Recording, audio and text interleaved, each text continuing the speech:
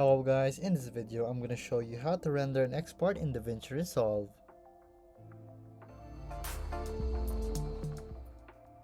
So to do this, it's pretty simple. All we have to do is go to your bottom right corner and deliver right here. And then from there, all you have to do right here is select the type of render settings that you want.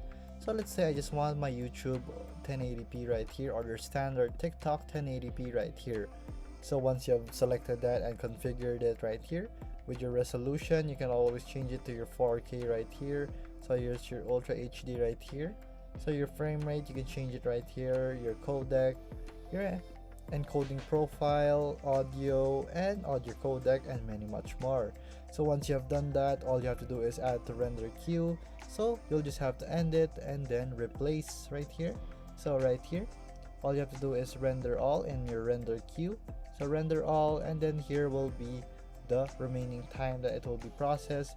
So once it's done, actually all you have to do is right click it and then reveal in Finder, and it's just that simple. So if this video is helpful, please hit the like button and don't forget to subscribe.